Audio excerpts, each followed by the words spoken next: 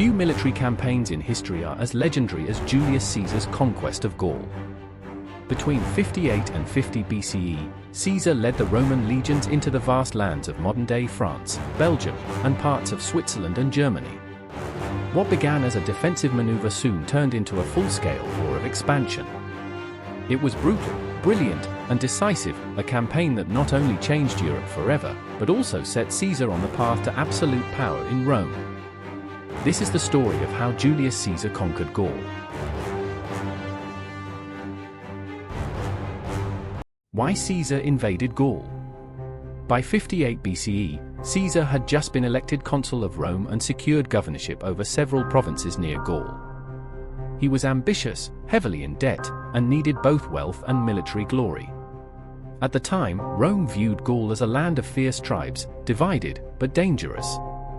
One particular group, the Helvetii, planned a mass migration that threatened Roman territory.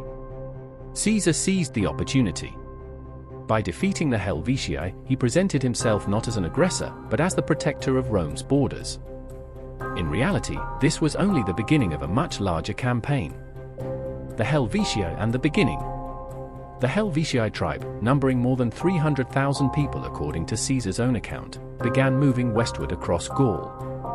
Caesar blocked their passage and confronted them in a decisive battle at Bibracte. The Romans, disciplined and heavily armored, crushed the Helvetii. Those who survived were forced to return to their homeland under Roman control. This victory gave Caesar immediate prestige and demonstrated that he could handle both military and political challenges. It also signaled to other Gallic tribes that Rome was now a dominant force within their lands. War with the Germanic tribes. Caesar's next challenge came from across the Rhine River. Germanic tribes, led by the fearsome King Ariovistus, had begun settling in Gaul, alarming both the local tribes and Rome. Caesar declared himself the defender of Gaul against this threat. In a dramatic showdown, he marched his legions against Ariovistus. The battle was fierce, but Roman discipline prevailed. Ariovistus barely escaped with his life, and his warriors were slaughtered or driven back across the Rhine. This victory not only secured Gaul, but also established Caesar as a commander willing to face foreign kings head-on. The Belgae Revolt. The Belgae, a powerful confederation of tribes in northern Gaul, now rose against Rome. They were fierce warriors, known for their courage, and Caesar himself admitted they were among the bravest of all Gauls. But bravery was not enough to overcome Roman strategy. Through clever use of fortifications, forced marches, and surprise attacks, Caesar broke the Belgic alliance piece by piece. The Romans stormed their strongholds, burned villages, and executed leaders. By the end of the campaign, much of northern Gaul was firmly under Roman control. Caesar's reputation as a general grew with every victory, and his troops became fiercely loyal to him.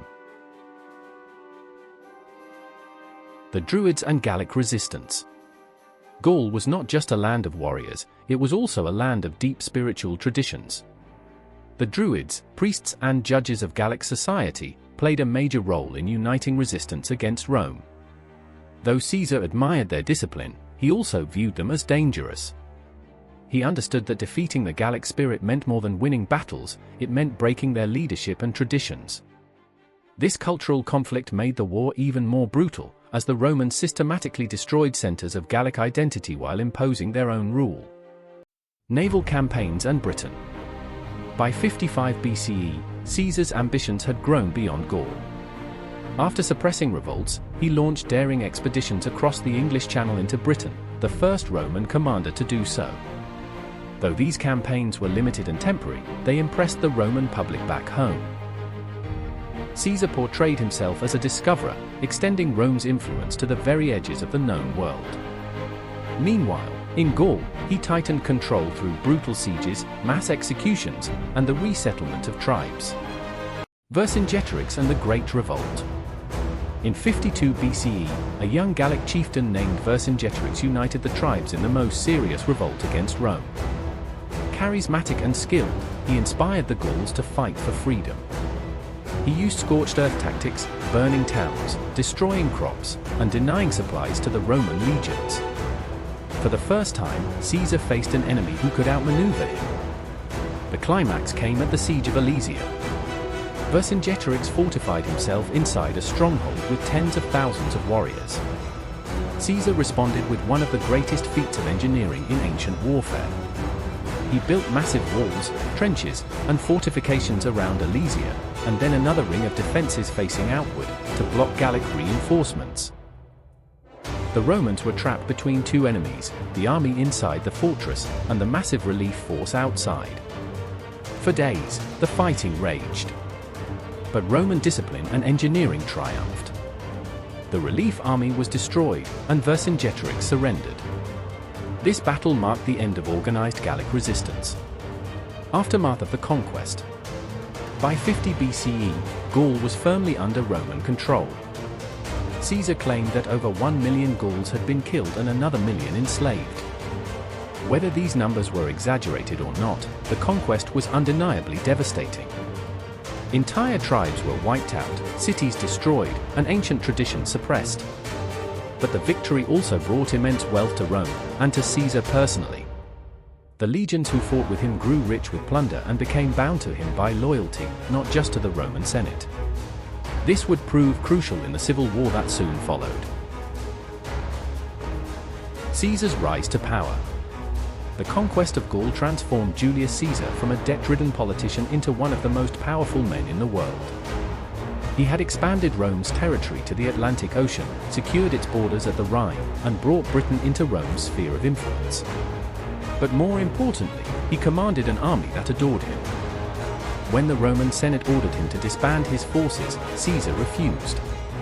Instead, he famously crossed the Rubicon River in 49 BCE, igniting a civil war. That decision would eventually make him dictator of Rome, and pave the way for the Roman Empire. Julius Caesar's conquest of Gaul was not just a military campaign.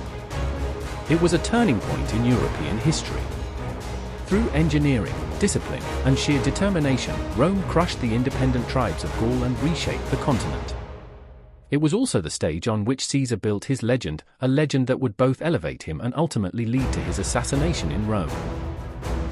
From the ashes of Gaul rose the foundations of the Roman Empire. And centuries later, the echoes of Caesar's victory still shape our understanding of war, politics, and power. If you enjoyed this dive into Caesar's wars, hit subscribe and turn on notifications to join us for more epic history stories every week.